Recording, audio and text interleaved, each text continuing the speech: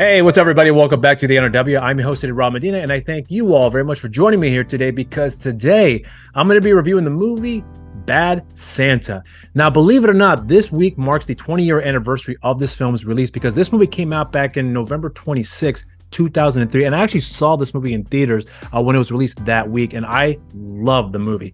Now, what's interesting, though, is that the last time I saw this movie was about, I'm going to say 2 years ago, and the reason I went back to go visit, apart from the fact that I wanted to see it again, was because not too long ago, I forgot how many years ago exactly, but Bad Santa 2 had come out. I did not see that one in theaters. I wanted to see it, but then I had heard the reviews for that movie being really negative. Like, a lot of people were saying it's nowhere near as good as the first one, and that it's just a wasted opportunity, what I remember the general consensus was. So I really wasn't that interested in checking out the film. I ended up buying the Blu-ray for Bad Santa 2, and then I went to go watch this movie first in anticipation to watch Bad Santa 2, just to see how the comparison of the first and the second one, to see if it was actually legitimate as far as what the critiques were concerned. And what's also interesting too is that when I saw Bad Santa, I saw the unrated version, and then I enjoyed that film, and then I saw Bad Santa 2. I actually liked Bad Santa 2. Now, I've only seen it once, and this is, again, about 2 years ago when I saw the movie, and I remember thinking at the time it's nowhere near as bad as a lot of people make it seem like, where it's a terrible movie or that it doesn't hold a candle to the first one, which I do believe is the case. The second film is definitely not as good as the first one, but I don't think it's anywhere near as bad as a lot of people make it seem like, and I still enjoyed the film a great deal. I had a lot of fun with it, and I was actually quite surprised how much fun I had with the movie. But then again, I saw it once a couple years ago. I have yet to see it again, but I do plan on seeing it, especially after doing this review here for Bad Santa. But in talking about Bad Santa here, what's also interesting is that I failed to realize that the different versions of this film that are out there right now. So you have the theatrical versions, which is obviously the one that I saw in theaters, which is also still available on Blu-ray and DVD and whatever else. And then I saw the unrated cut, which is one that I own, and I saw that version, and I just love the fact that he had like 10 more minutes of additional material, which actually flowed very well with the movie. It seemed very seamless in a lot of ways too. So I enjoyed that version of the film. Now, in doing the preparation for this review, I accidentally selected and watching the director's cut, which I didn't realize was not the same one as the unrated cut. But one thing I did notice too, and when I was about to watch the film, is I saw that the runtime for this movie, for the director's cut, was like an hour and 28 minutes, an hour 29 minutes, because the theatrical cut was around an hour 30, something like that. And then the unrated cut was an additional 10 minutes on top of the original cut of what we got in theaters. So I just did not realize what was going on because I thought the movie was a lot longer, but maybe it's been a while since I probably forgot the length of time. So when I saw the director's cut, I had noticed right away, well, I wouldn't say right away, but at least, a good part of the film, that there were a lot of scenes that I remember watching, really enjoying, that were not in this version of the film. And in fact, there's some scenes that were taken out that were in the theatrical cut, as well as the unrated cut that was not in this cut. So I was quite surprised to see a difference in the I wouldn't say the pacing, but just the scenes in general that I was expecting to see did not get at all with this movie, that were, in my mind, classical scenes in this film. So I thought that was really interesting. So the fact that I'm reviewing this movie, I'm actually going based off the director's cut, which is the shortest of the three versions of the film, and then I've seen the theatrical cut before, as I said before, and then of course the unrated cut, which is the one I've seen the most. So I'm very familiar with that version, so I can still go off of my thoughts on that film, on that version of the film, along with this one here too. Now, for me, I will say that as much as I really did enjoy the film, I never really took the time to think about any critiques that I had with the film until I started watching it again for the purposes of this review. And then I realized there was a lot of things I really wish they would have worked on with this movie in terms of, additional stuff that I would have liked to have seen more of here. But overall, my love for this film, my enjoyment for this movie is still very much the same. So not a lot has changed as far as how I felt about the movie, especially when revisiting for this review here. So I will get into the plot synopsis here, and I will also be getting into spoilers as well too. So if you've never seen the film, I recommend you guys pause this review. If you don't want to hear any spoilers, check out the film and then come on back here. But otherwise, again, I'll get into the plot synopsis, my positives, my negatives, and then my rating. A miserable con man and his partner pose as Santa and his little helper to rob department stores on Christmas Eve, but they run into problems when the con man befriends a troubled kid. And that right there is the film in a nutshell. So now let's get into my positives. My first positive of this movie actually has to do with the humor in this film, because one thing about this movie I remember distinctly thinking when I was watching this film again in preparation for this review was that there was a scene in the movie where Willie, played by Billy Bob Thornton, The alarm had gone off. He was sleeping, and it was like early in the morning, I think it was. The alarm was going off, and he's trying to turn off the alarm clock, but it's not working. He's slamming in. He's doing whatever he can just from the position he's at to try to turn off the alarm, and it was just not working. He just got frustrated and fed up and got really pissed off to the point where he just got up, grabbed the alarm clock, pulled it off the wall, and then just threw up against the wall. And instead of just stopping right there, he just kept going and going and going, where he was grabbing empty beer bottles and wine bottles or whatever else that he probably had from the night before and just kept throwing it at the wall. Now, usually in a situation like that, a lot of times when you see more or less a drunk that's clearly in a bad frame of mind and a bad state in their life, that's usually there's usually no humor to that at all. But somehow in that particular scene, I remember bursting out laughing really loud. And when I saw that scene, I just remember telling myself the humor in this movie still holds up very well. And what's brilliant about this movie too is that if you look at the characters that you follow in this movie, none of them are likable, including Willie, with the exception of a few other characters, which I'll get into in a little bit here. But I'm talking about Marcus, who is his partner in crime with Willie, Marcus played by Tony Cox, and of course Willie played by Billy Bob Thornton. These guys are not really good guys at all. They're really just dislikable people. And yet, despite the darkness that this story does have, and believe me, there's a lot of dark moments in this movie, a person like that, you would never really think of a way to try to pull off comedy, because it's a very hard thing to do, to try to tell a comedic story with a very dark character and yet make him likable. Because one thing I will say though is that with this movie, I had a preconceived notion already that there is going to be maybe not the happy ending, but more or less a happy ending for this character, where I just knew that there's going to be a turnaround where this guy's going to go through an arc that he's going to realize what he has done is not any good. He knew that already, but actually like understanding that for himself, where he decides to make a change for the better for himself and those he has affected along as well, to those who he has come in connection with as well. So I actually, because I had that preconceived notion, I felt like the investment that I've had was already established there for me, because as the story progresses along the way, despite the darkness that this guy has in his life, there is still a wonderful aspect of this character that you get to see, and yet somehow it's funny. But when there are moments where he's in a complete downfall, where he shows up to work completely drunk and he's just not in a really good frame of mind, and it's a very awkward, uncomfortable situation, and then through that there's humor to be found in it, despite the downward spiral that's occurring there, which make a lot of people uncomfortable. Even as an audience member, when you watch it, you're like, holy shit, this guy is fucked. And then somewhere along the way, the humor just comes out, and it just makes me forget the darkness that's right in front of me and enjoy the moment that they're offering as far as finding the humor in that situation. And that's done again by the brilliant actors in this movie, and Bernie Mac, John Ritter, of course, Tony Cox, Billy Bob Thornton, and everyone else in this movie as well too. Now, one other thing I also want to point out too is that there's two things, or two people I should say, that I'm not gonna say I forgot they were in the movie, but I forgot that these two gentlemen have worked together, which is John Ritter and Bernie Mac. They have a few scenes together, and when I was watching the first scene that they had together, where they're just going, off each other as far as like their two different personalities having to work together and in a very uncomfortable situation, for at least for one character, in this case being John Ritter, they worked so well together, and it brought a smile to my face. But it was also sad at the same time that these two gentlemen are no longer here with us, because there's a brilliance that John Ritter does bring to this performance in this film that he definitely adds an added element, along with Bernie Mac, who has his sense of humor that works so good with this movie. And there's also aspect about Bernie Mac, that a part of the fact that he's really funny, he can also be very, very he can be a posable threat for a lot of people if you use that correctly with his style of acting, style of comedy that works effectively for this movie as well too. So the brilliance that these two gentlemen were able to bring to their performances and in this film as well too, it brought a huge smile to my face. And I'll be honest with you, at the time when I saw Bad Santa the first time in theaters back in 2003, John Ritter had already passed away, and they actually dedicated this movie in his memory. And I'm not going to say that I didn't appreciate it. I was happy that they took the time to dedicate the film to him, but it wasn't until years and years and years later where I'd watched some old John Ritter films, and I really realized like how good of an actor he really is. And I think some people may remember, obviously, from Three's Company, 8 Rules of Dating My Teenage Daughter, and a few other films as well too, Problem Child, just to name a few. But there are films out there that I've come across that he's been in where he shows some really quality acting. Not that he didn't show those previous films I mentioned before, those TV shows, but there's just a a gravitas that he has about himself that he definitely does bring to his performance, that he definitely brought in this movie that made me appreciate him as an actor that, I'll be honest, I kind of took for granted. So the fact that you have two legends working together in one scene, that's something that we will, and I'm glad that we have the opportunity to see and still carry here with us.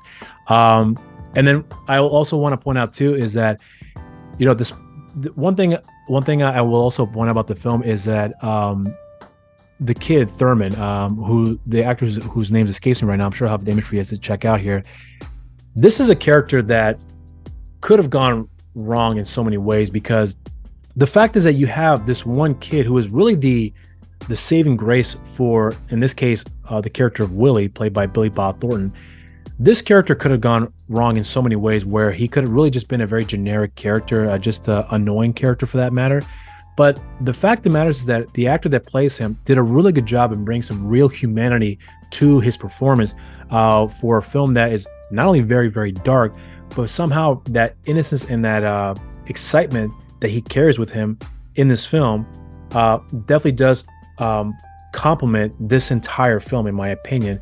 Because like I said before, if this was mishandled, this could have just gone awry, where everything else could have been really good, but that one sticking point would have just been the sour note for a lot of people. But in fact, he's actually one of the best things about this movie, because again, this is the one kid that does not judge Willie and looks at him for as a person that he is, which is he sees past all the nonsense, but accepts him for who he is and just wants to become friends with him. And he, at one point in the movie, tells him that, since you're going to be, he talks to Willie, who's, dressed up as Santa throughout the season, or throughout the film, I should say, where he tells him, hey, since you're going to be going and delivering presents to everybody around the world, would you mind giving me a present now before you leave? He said, why would you want a fucking present from me? He said, well, I just thought because you're my friend that you'd want to give me one. And usually something like that could have gone, it could be delivered in a very awful way where it just didn't work, or it would not work because it just may seem very superficial. But the way that he says it and the facial expression that he does it in adds some real genuine emotional impact, that you see that the kid is not asking a present just because he's being selfish. He's actually saying, hey, listen, you're my friend and I thought you'd want to give me one. And it makes me wonder, is he saying that because he's trying to tell Willie that, you're a good guy, so you can give me presents if you want, because I know you're a good person. Like, it's a part of me is thinking about that as well too. So there's a lot more complexity behind that in my mind, where you get to see that this kid is really just trying to be his friend and nothing more than that. And I really did appreciate him bringing that humanity to the story, and at the same time bringing the humanity out of Willie as a result of that as well too. What else can I point about the film as well? I mean, one thing I will point out is that the directing of this movie done by Terry Zwigoff, I think is the director's name. Again, this is a Christmas film, but what's interesting for me is that when I was watching this movie again, even though it definitely does have all the Christmas elements, but the Christmas side of the movie is not really the focus of the story. Because whenever you watch like a Christmas movie, like say, for example, like A Christmas Vacation, A Christmas Story, Elf, what else, Home Alone, like the emphasis of Christmas is heavily there for the audience to know that this is a Christmas film. This definitely does have that, but what's interesting is that the dichotomy that this movie has, where it's just it's a very dark story, that is the focus, and then Christmas is just the backdrop, which I thought was quite interesting, because even though there are a lot of Christmas jokes in this movie, which there are quite a few, but the focus is not on the Christmas elements, but rather on the characters and more or less their journey. And despite the fact the movie is, if you, depending which version you watch, let's say the unrated version, which is like 140 minutes, something like that, it never felt too short or too long. It just fit right. And even this director's cut, which is the shortest version of this version of the film, which is like, an hour and 28 minutes, something like that, I still had a lot more emotional impact from this movie, despite the fact it's very, very short, because the way that the story is paced and the time you have with certain elements of the characters, where you get to see the hardships they're going through and let that sink in, I think that really also helped that as well too, for you as an audience. But at least it worked for me to really invest your time with these characters and understand what they're going through. So that way, when you have that payoff in the end, it made a lot of sense, and it was a very satisfactory payoff at the end of the day. So for me, that's going to be the end of my positives. Now let's get into my negatives. What's funny is that even though I didn't think much of the negatives for this movie initially, at least the first, I don't know how many times I've seen this film. I know well over 10 times at this point, but it wasn't until I saw this movie again in preparation with the review where I really started to notice more of the negatives. And the biggest thing I've noticed right away for me was when Lauren Graham makes an appearance in this movie. And when she's in the film, I liked her character, but I always felt like her character was just more or less filler rather than contributing to the overall narrative. Because if you take her character completely out of the film would have worked just as well. Because even though there was a lot of great things about the relationships that I could pick out that worked between her character and Willie, with the relationship they're developing here, it really doesn't go anywhere. I mean, it definitely does for the narrative, but as far as like the impact that you felt, for example, like with Willie and Thurman, you felt that emotional impact, you felt that development, you felt that journey, and it paid off very well at the end. Whereas Lauren Graham's character, again, she was just there and didn't really offer a lot for me, except to show moments where she clearly saw something past, all the bullshit that Willie brought to everything that wherever he was at. A lot like how Thurman was able to look past all that bullshit, she was able to do the same as well too. So it was like whatever that Thurman had offered in that sense, she did the exact same thing to a degree, but didn't have much of an impact as far as like what you would have felt with Thurman, if that makes any sense. So I always felt like that her character was just kind of a missed opportunity, because Lauren Graham is a great actor. I think she really is a good actress, I should say. But I would also point out too that despite you have a character like her, you also have the grandmother as well too, where I liked her character, but I always felt like we could have done a lot more with her, because there are moments where she's in the film and she's kind of like the punchline in a lot of ways. But even though I still wish there could have been a lot more done with her character, I think about it at the end of the day, even now as I'm talking about it here in this review, I mean, what more could they have done with her character to make it more impactful? And I'm thinking, I don't even know, because I think they used her character effectively for more or less delivering the punchlines. But at the end of the day, I always felt like we could have done a lot more, but I don't even know what they could have done better than what they've already done now in this film, especially with the various versions you get of this movie. What other negative can I think of here right now? I don't really know anything else that I can think of right now as far as negatives are concerned, because I mean, there are some little minor things, but nothing really that really sticks out for me other than what I just happened to point out just now that took me away from my enjoyment of the film. Because even though I have those negatives that I just pointed out now about Lauren Graham and the grandmother, that never took me out of the film. It was just more like it could have done better with it, in my opinion. But otherwise, those are my thoughts on the film as far as the negatives are concerned. Now let's get into my rating. Now, I love this movie. Now, I wish I had this movie on rotation every year, because there's only a handful of films during the holiday season that I watch religiously every year. Just Friends is a big example. That I did a review for that last year, and that's a film that's highly, highly underrated, and I love that movie. I love this movie too, but there are other films that I do love more than this movie. But somehow when I watch this movie, I'm reminded like how good this movie really, really is. Not just for the humor, but just for the storytelling, the acting, and the deliverance of the performances as far as like the emotional impacts are concerned. This movie does offer that all in spades, in my opinion. So for me, I give this movie a solid cheers.